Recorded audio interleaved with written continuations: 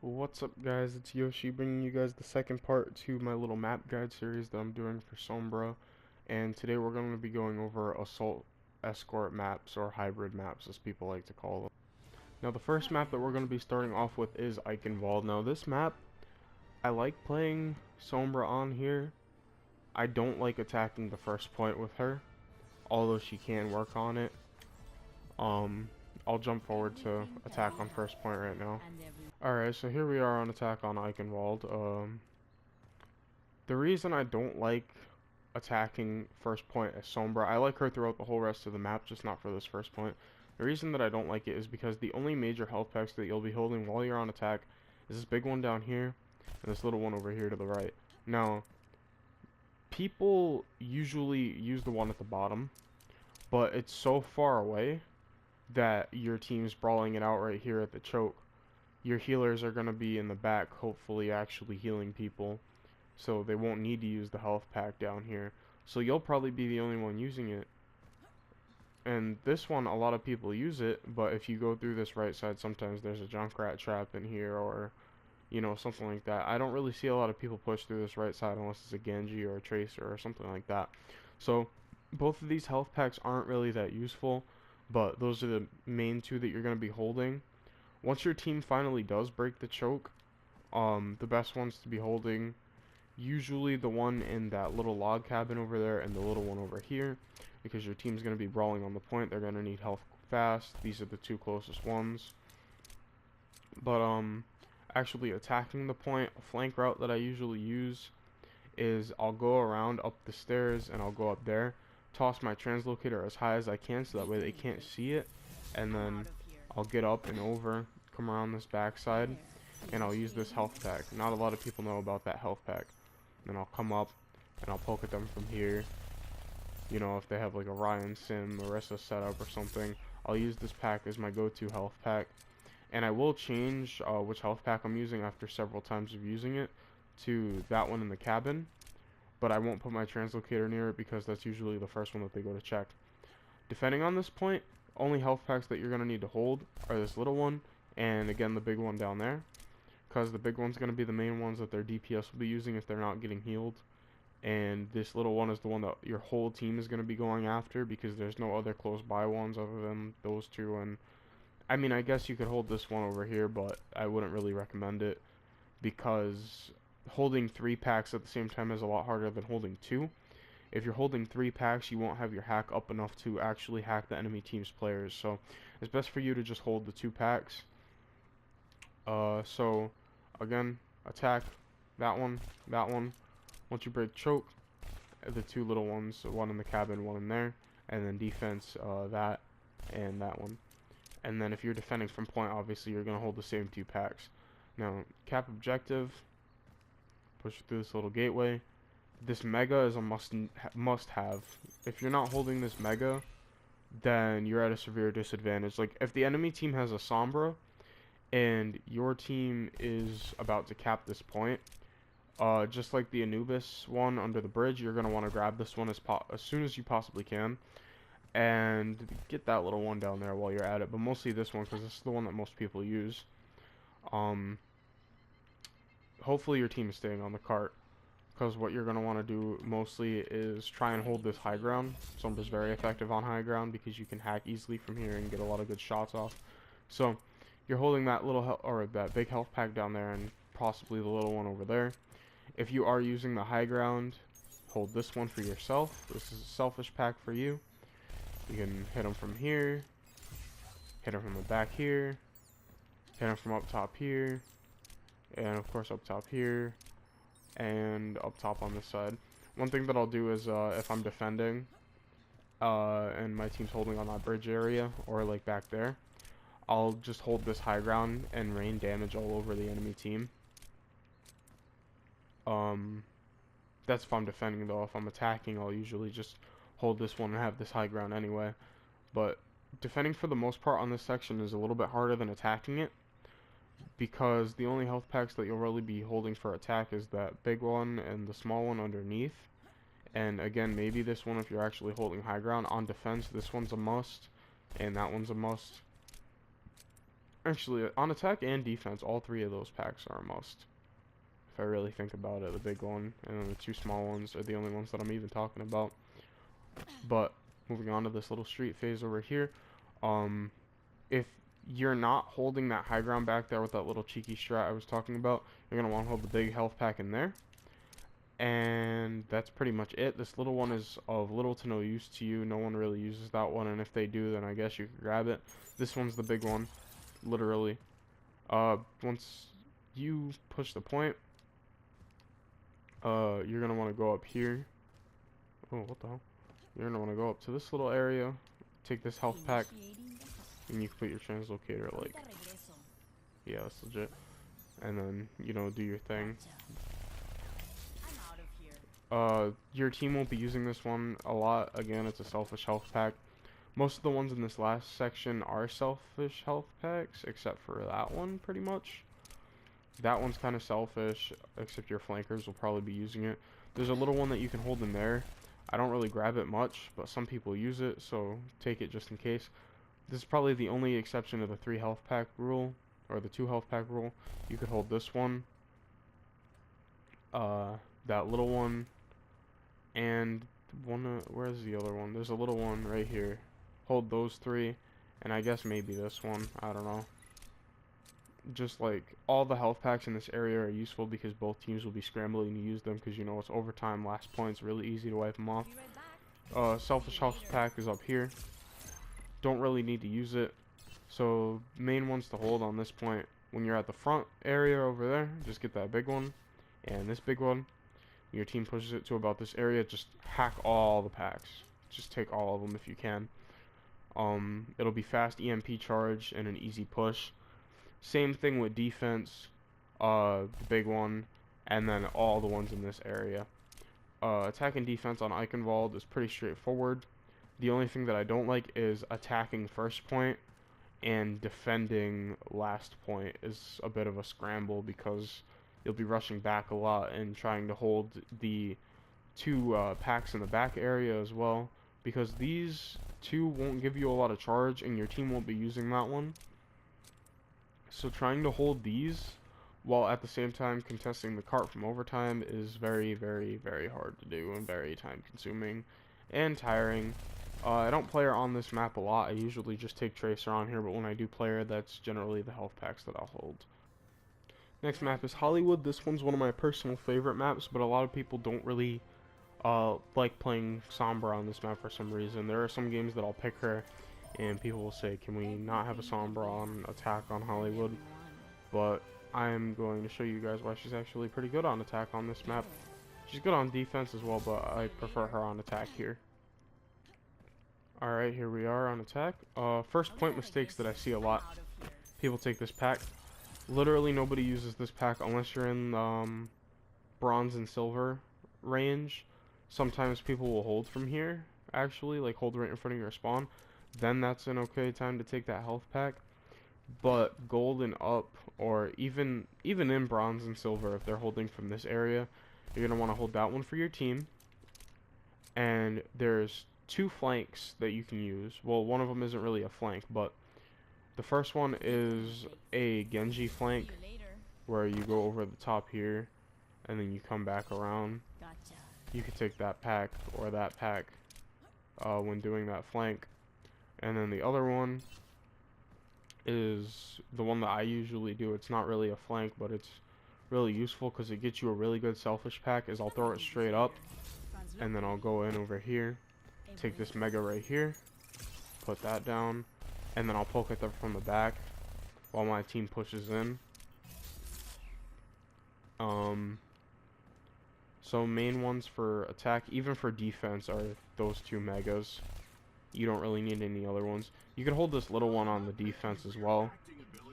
I usually don't hold this one a whole lot unless like it's overtime and we need this for extra heals. And on attack, I definitely won't really hold it either. I mean, if you'd rather hold this one than the big one, it's up to you, but I usually hold the big one because it's more charge.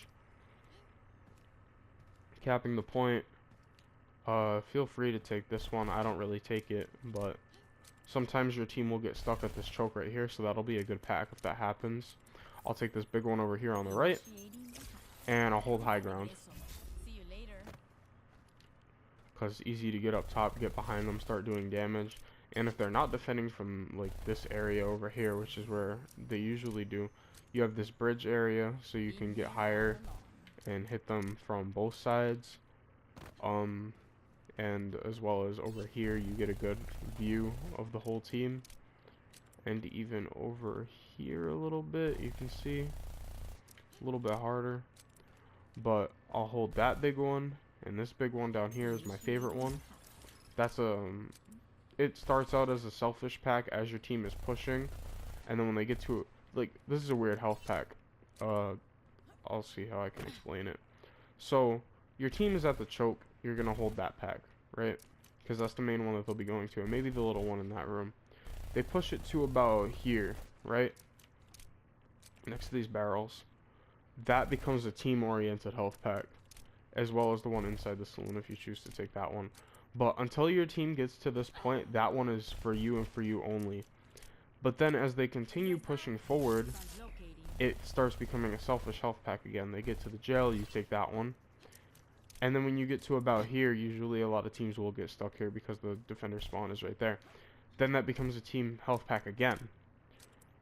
In which case, then you have 3 health packs that you should be holding here. Which is the little one in the jail, the little one in the saloon, and the big one over there. Because your team and the enemy team will be going to use all 3 of those. So you're going to want to hold that, or hold those 3. Once you get past these barrels over here. Those 3 are the most important health packs on this map.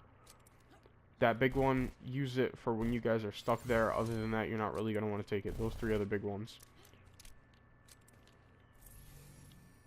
Last point.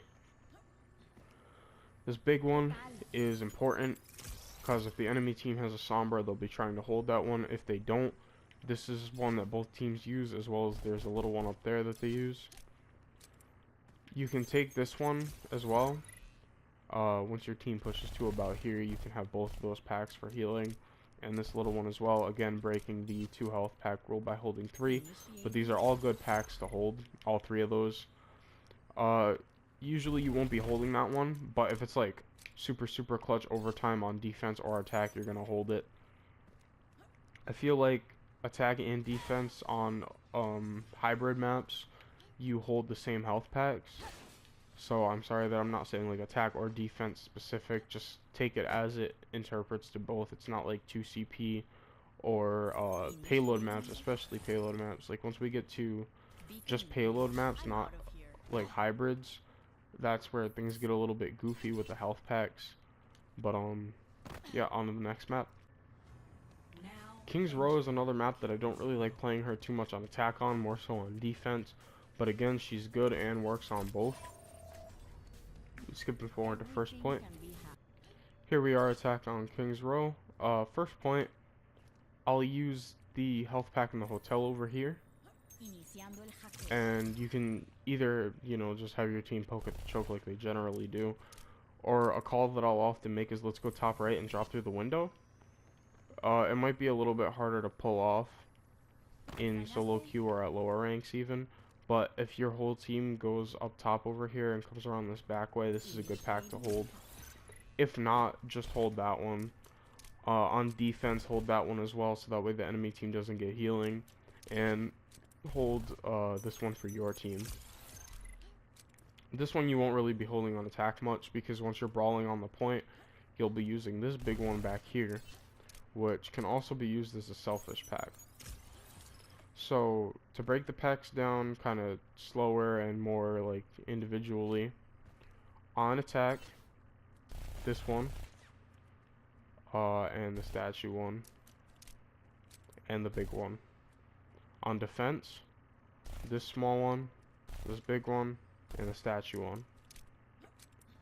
Those are the main ones. You're always going to want to hold the statue pack. I forgot to mention it before that little recap. So yeah, attack, bing, bing, bong, defense, bong, bing, bong. Cap point, go this way. You can hold the bookstore health pack. I usually don't. I'll take the one in the bar first because it's a mega that everyone goes for. So this one, I guess you could hold that one. I usually just take this one. This alleyway one I don't really use. I'll use it on defense sometimes, not really as much on attack. Same with this one. I'll usually, if we're stuck at this choke over here, that's when I'll take that one for free ult charge. That's pretty much it. Streets phase, not a lot of health packs that you have to worry about. Just make sure that you're holding the bar one. The rest of them, it's just kind of up to the situation that you're in. If your team's really stuck at a choke, take the pack, I guess. This last point is where things get a little bit spicy. You can take this pack. I definitely recommend it. I usually take that pack. But the two big ones, especially if the enemy team has a Sombra, is that one and this one over here. Holding these two big ones completely changes the fight. Because, number one, how close they are. Number two, that the whole team, both teams are going to be going for them. The only close by health packs are those two. There's that far one over there, that far one over there, and the little one over there. These big health packs are right out in the open. The enemy team, if they're defending right here or around this area, because there's like the two doorways, if they're holding here, or holding here, they can just come in and walk and take that one. So you're going to want to grab that one ASAP.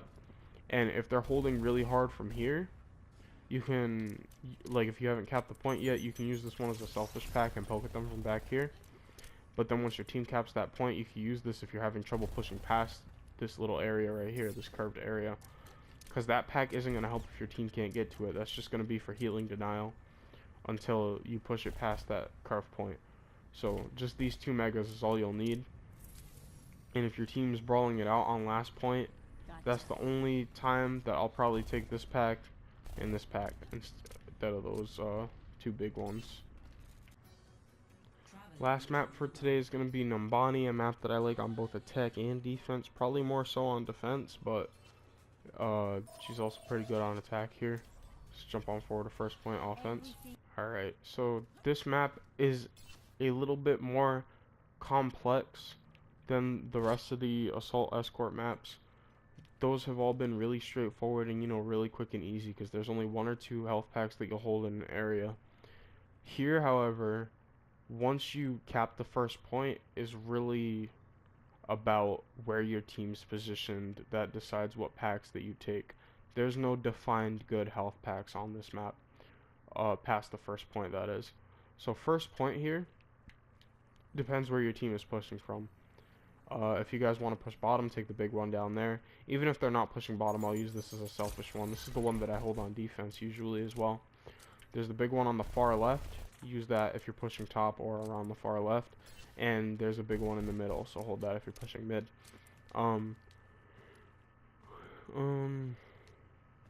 There is a small pack up here that I'll hold.